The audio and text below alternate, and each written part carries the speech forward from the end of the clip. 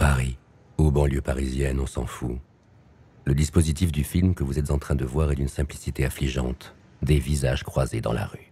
Et c'est tout. Contrairement à la tendance actuelle, ici, pas de quota, pas de parité. Ne comptez donc pas sur autant d'hommes que de femmes, avec une pincée de blanc ou de noir par-ci, de juifs ou d'arabes par-là.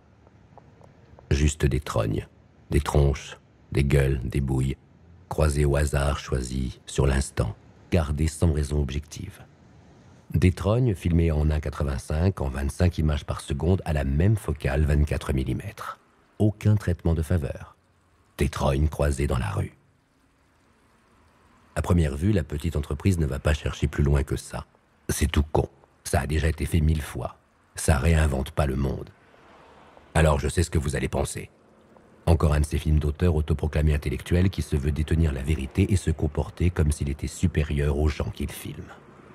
Auteur qui analyserait des comportements simples comme analyserait une famille de touristes allemands armés d'appareils photo jetables, la moindre bêtise des singes en cage tout aussi bêtes qu'eux lors de leur sortie annuelle au zoo. Mais peut-être auriez-vous tort. Ces gueules-là, vous les connaissez sans les connaître. Ce sont les gens que vous croisez dans le métro, dans le train, dans les embouteillages. Des gueules de passage.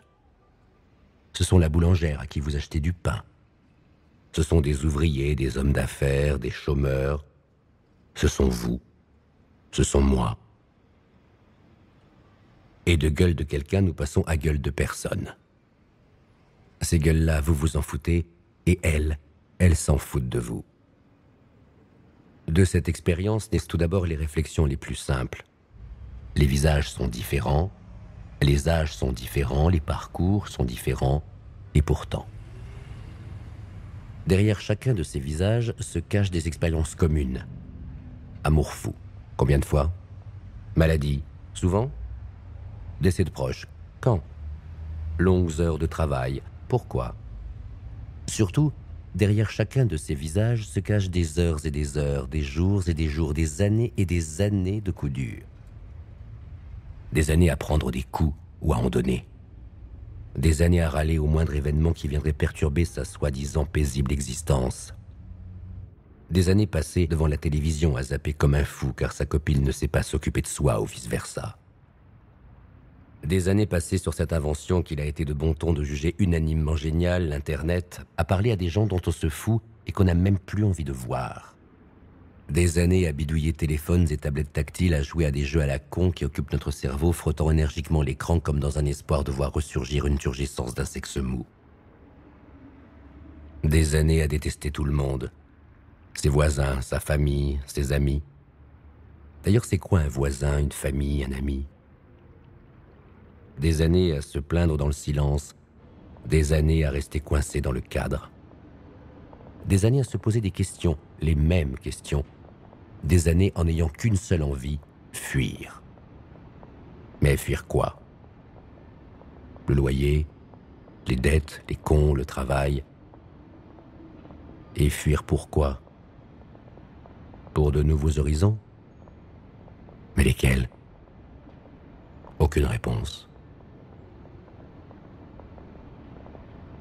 Et voilà que ces trognes qui se pensaient exceptionnels se retrouvent dans les mêmes cases, sans pouvoir rien dire, sans pouvoir rien faire.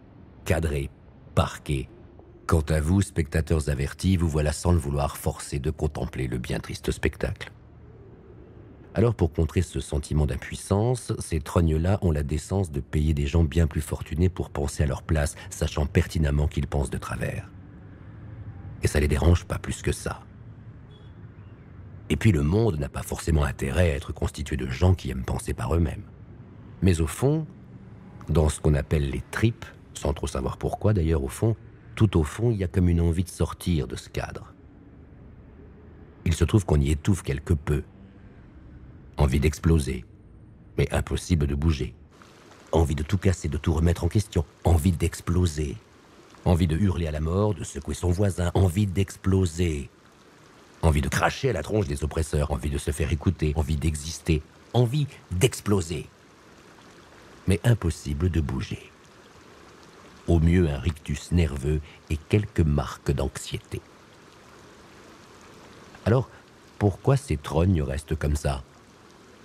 Sans rien faire, dans ce cadre un poil trop étroit. Parce que ça va changer. On se dit juste qu'il va falloir gentiment serrer les fesses le temps que ça glisse. On nous l'a promis, tout le monde semble s'être mis d'accord, ça va changer, tout va changer. Le ciel sera plus bleu, les arbres plus verts, les gens souriront quand ils vous croiseront dans la rue. Vos dettes s'envoleront de leurs propres ailes sans vous dire de petits mots d'adieu. Les Noirs, les femmes, les homosexuels seront présidents de la République. Vos corps seront plus beaux, vos esprits plus alertes. Tout va changer, on nous l'a promis. Et dans quelques années, quand on se sera rendu compte que rien n'aura changé, car jamais rien n'a vraiment changé, on nous vendra un nouveau changement. Et on y croira, et on sera content. Pendant quelques années de plus. On respirera un peu, on oubliera le cadre dans lequel on est enfermé.